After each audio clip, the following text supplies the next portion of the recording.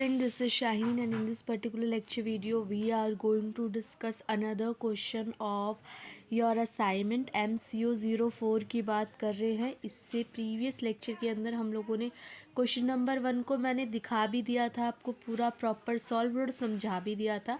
अब question number 2 की बात करते हैं। इसमें बोला है कि कैरेक्टरिस्टिक्स बताओ कंज्यूमरिज्म की।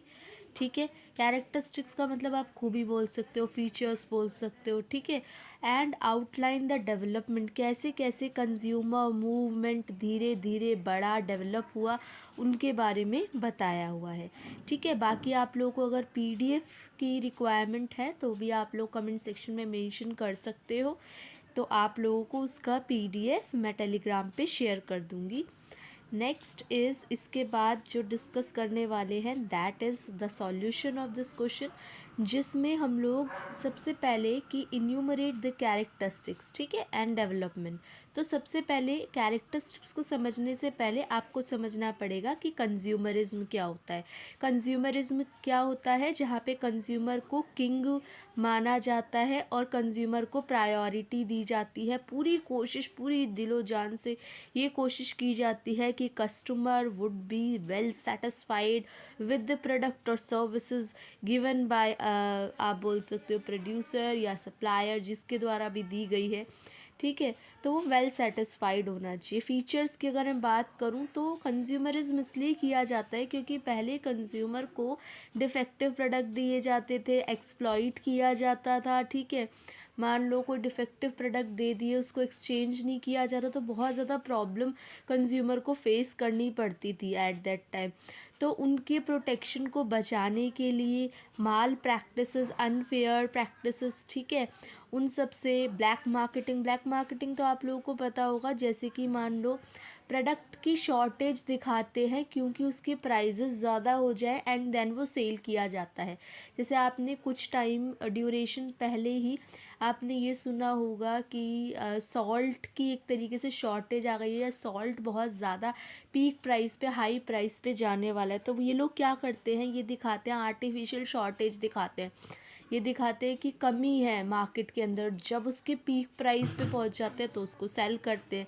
प्रिवेंशन ऑफ माल प्रैक्टिसिंग बता दिया। यूनिटी अमंग कंज्यूमर, कंज्यूमर में एकजुटता नहीं देखी जाती थी। मतलब अगर कोई उनके साथ भेदभाव कर रहा है या उनको प्रॉपरली कोई भी डायरेक्शन या इन्फॉर्मेशन नहीं दे रहा, फिर भी वो चुप रहते थे। Next is enforcing consumer rights, फिर कंज्यूमर को ये पता लगने लगा कि भाई मेरा भी कुछ अधिकार है, मेरी भी कुछ सेफ्टी है, मेरी भी कुछ इन्फॉर्मेशन का मुझे राइट है और मुझे चूज़ करने का भी राइट है ना। दो चीज़ों की वजह से कंज्यूमरिज्म और बढ़ा, जैसे कि एडवर्टाइजिंग और टेक्नोलॉजी। एडवर्टाइजिंग मतलब जैसे कि पहले क्या होता था, कभी कभी एडवर्टाइजिंग में इस तरीके से लोगों को पोर्ट्रेट किया जाता था, प्रोडक्ट को पोर्ट्रेट किया जाता था कि भाई इसमें जितनी कैरेक्टरिस्टिक्स है ना, जितनी खूबियाँ, ऐसा आपको कहीं मिलेगा ही नहीं। और एडवर्टाइजिंग की वजह से भी कंज्यूमरिज्म को एक तरीके से बढ़ावा मिला है, क्योंकि लोगों को पता चला, जागरूकता फैल रही है लोगों के अंदर कि हाँ भाई हमारे भी कुछ अधिकार हैं, हम भी अपने प्रोडक्ट को लेके अगर मान लो कुछ डिससेटिस्फाइड हैं तो उस पर काम कर सकते हैं। Next one is technology is upgrading very fast, technology धीरे धीरे बहुत तेज़ी से बढ़ रही है और हमें ओल्ड टेक्नोलॉजी को छोड़ करके न्यू टेक्नोलॉजी की तरफ बढ़ना पड़ता है। Now reason for rise of consumer movement India, क्या क्या रीज़न्स हैं जो कंज्यूमर मूवमेंट बढ़ रहा है, या आप बोल सकते हो डेवलपमेंट के क्या क्या रीज़न्स हैं। तो पहले क्या होता था कि एक्सप्लॉइट किया जाता था कंज्यूमर को, एडिशनल चार्जेस लगाए जाते थे गुड्स पे। मान लो कोई प्रोडक्ट अटैच नहीं है, फिर भी बोला जाता था कि नहीं, आपको ये प्रोडक्ट XYZ प्रोडक्ट अगर ख़रीदना है तो उसके साथ ABC प्रोडक्ट तो ख़रीदना ही पड़ेगा। नाउ ट्रेडर्स सेलिंग अल्ट्रेटेड और डिफेक्टिव गुड्स, जो मैं पहले बता चुकी हूँ। वेट को रिलेटेड चीटिंग होती थी। और against the cigarette manufacturing companies की वो अपने प्रोडक्ट को ये नहीं दिखाते थे कि इससे कंज्यूमर की हेल्थ के ऊपर नुकसान हो सकता है। किस रीज़न्स की वजह से एक्सप्लॉइट होते थे कंज्यूमर, क्योंकि कंज्यूमर को पता ही नहीं होता था प्रोडक्ट के बारे में। ठीक है। और कंज्यूमर वेल अवेयर नहीं थे एट दैट टाइम, वो ये नहीं जानते थे कि there is a lot of competition. अगर आप एक मार्केट को छोड़ के या एक प्रोड्यूसर को छोड़ के दूसरे पे मूव कर जाओगे तो आपके पास स्कैटर्ड मार्केट है, ठीक है। बहुत सारी कंपनीज कभी कभी मैनिपुलेट करती थी। Other factors behind exploitation is the shift in the blame, जहाँ पे ब्लेम को शिफ्ट किया जाता था when ever consumer is cheated. Next one is consumer movement rise awareness, ठीक है। और अगर आपको एक कॉन्शियस कंज्यूमर बनना है, वेल इन्फॉर्म्ड कंज्यूमर बनना है, ठीक है, तो आपको इन्फॉर्मेशन लेनी पड़ेगी, एजुकेशन लेनी पड़ेगी, ठीक है। जो वेल इन्फॉर्म्ड कंज्यूमर होते हैं उनके पास अच्छी खासी स्किल्स होती है नॉलेज वगैरह को एक्वायर करने के लिए। Consumer books groups were form to look into the overcrowding in the road passenger transport and to look into the malpractising in ration shops.